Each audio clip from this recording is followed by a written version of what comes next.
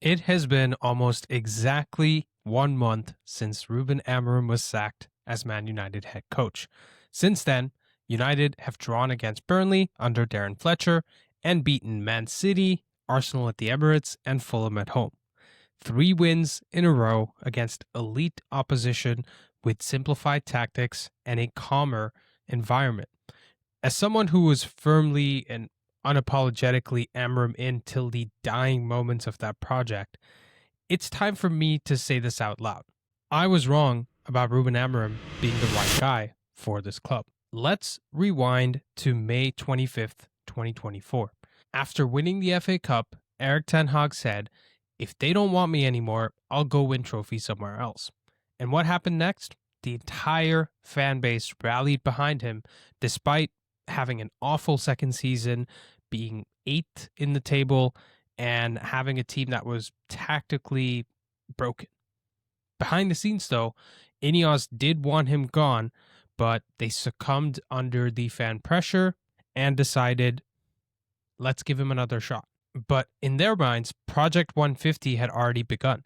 The goal was to win the league by 2028, and they needed a face to that project, the most key position there is to any project, which is the manager. So they spoke to Thomas Tuchel, Roberto De Zerbi, Xavi, Kieran McKenna, and Thomas Frank. Now, let's stop for a second and look at those profiles. Look at the top shortlist that they came up with. Tuchel played a flexible back four, occasionally a back three, and relied on zonal defending most of the time. De Zerbi prefers positional chaos, playing in a unconventional 2-4-2-2 and building up by baiting the press from the opposition. And Xavi played a more traditional 4-3-3, following in the footsteps of Pep Guardiola, using positional play a lot to get numerical advantages. And Thomas Frank was one of the most pragmatic, low possession, direct coaches that were available in the Premier League. And out of that mess of footballing philosophies, Ineos landed on the one coach who refused to play a back four in Ruben Amorim, all because he blew them away with this 5-hour meeting that they had in Seville in late October 2024. And this might have worked well for a club like Chelsea, who have won the league and Champions League playing the back three under 2 different managers. It might have even worked at Man City, where you can buy 15 players in 3 windows to fix any of your problems. At United, not only was the back three a foreign concept, we were bringing Ruben Amorim into a squad that wasn't even playing the 4-2-3-1 well. Rashford, Højlund, Garnacho, Ahmad, Antony, and Xerxes were our attacking options. We still had Andre Onana in goal, and Johnny Evans was our best defender in so many games. So for Ineos to look at a broken squad that needed $400 to $500 million in investment just to play a 4-3-3 or 4-2-3-1 and think, oh, let's hire a 3 at the back coach that will require even more investment at a time where we can't even afford to keep our lunch ladies in a job. That should have been the first red flag for all of us, but we all missed it. Fast forward to December 2025, and surprise, surprise, we hadn't given Ruben Amorim the players he wanted over 2 consecutive windows, and we were going into a third one in January 2026 without any plans to bolster the squad. This led to the spectacular behind-the-scenes flare-up, which got Amorim sacked as the head coach of United. None of this was shocking.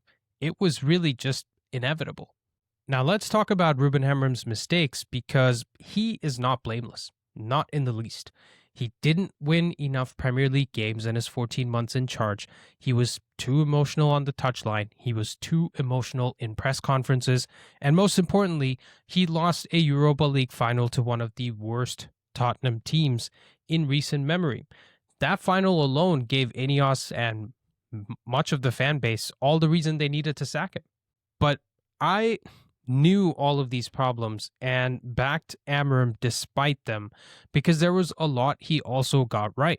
He cleared out the bomb squad. He reset the dressing room culture from one that was all about individualism into a real team culture. He called out the youth entitlement that needed to be called out for a long time.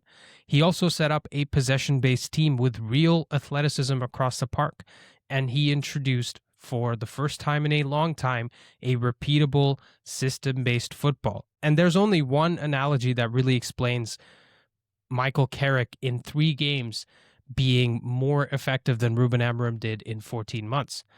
Amorim was trying to build a 1,000-piece symphony, something that only works if every specialist musician is in place, perfectly rehearsed and protected from the noise outside the concert hall. Carrick, on the other hand, is building something much simpler, fewer parts, clearer roles, easy to execute. Both can produce good football, but only one was ever realistic in the environment that Man United is in right now.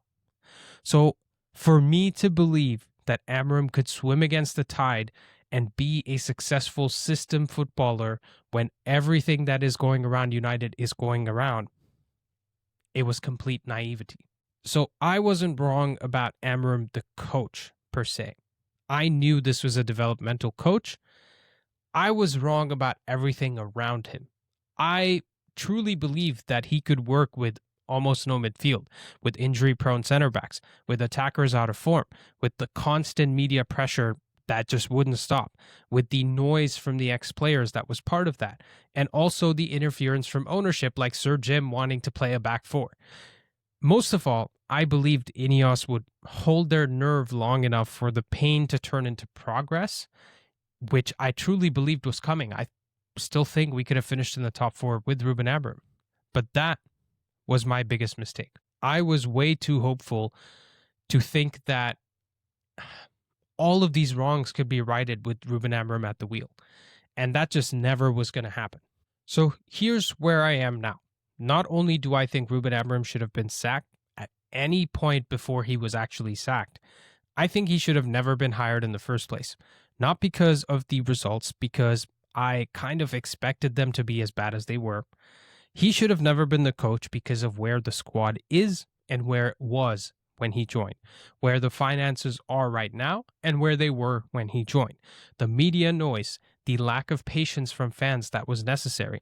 These are all things that were never aligned with a 3 at the back long-term project under Ruben Amorim. He was always the wrong man for this job at this time for this club. Now, before I go, let's give full credit where it's due. Michael Carrick has done a fantastic job in just 3 games. He has simplified the defensive structure, the pressing triggers, the attacking instructions. He has stabilized the team and started winning games where there was no hope. I'll be doing a separate deep dive video on Carrick very soon, so stay tuned for that. And as for Ruben Amorim, I'm sure he'll go on to have a successful career. He definitely has a lot to prove, so time will tell how it goes. For now, I fully support Michael Carrick to get us into the top 4 by the end of the season. Thank you guys for watching, and I will see you next time.